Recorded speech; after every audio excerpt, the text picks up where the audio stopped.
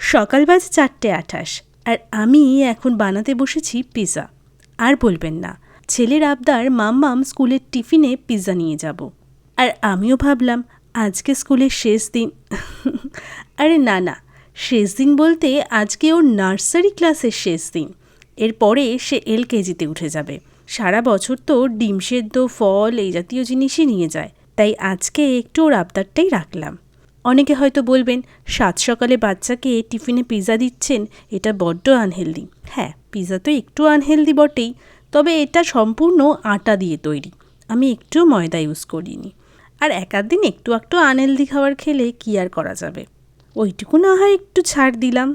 আগের দিন রাতেই আমি 1 চা চামচ ইস্টকে অ্যাক্টিভ করে আটাটাকে মেখে রেখে দিয়েছিলাম। সকালবেলা উঠে দেখি অনেকটা ফুলে গেছে। এরপর সেই আটাটাকে হাত দিয়ে চেপে চেপে পিৎজার রুটির মতো শেপ দিয়ে নিলাম। এবার কাঁটা চামচ দিয়ে এটাকে ফুটো ফুটো করে দিয়েছি, যাতে ওভেনে দিলে এটা ফুলে না যায়। এবার এটার মধ্যে টমেটো সস লাগিয়ে দিয়েছি। নর্মালি লোকে পিৎজা সসটা ইউজ করে, কিন্তু পিৎজা সসে হালকা ঝাল থাকে, আর আমার ছানাটি একদম ঝাল খেতে পারে না, তাই পিৎজা সসের বদলে টমেটো সস।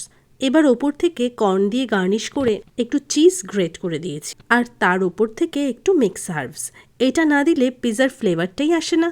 এবার ওটিজিটাকে 10 মিনিট 180 ডিগ্রি টেম্পারেচারে প্রিহিট করে নিয়ে ওই টেম্পারেচারেই 35 মিনিটের জন্য পিৎজাটা করতে বসিয়ে দিয়েছি।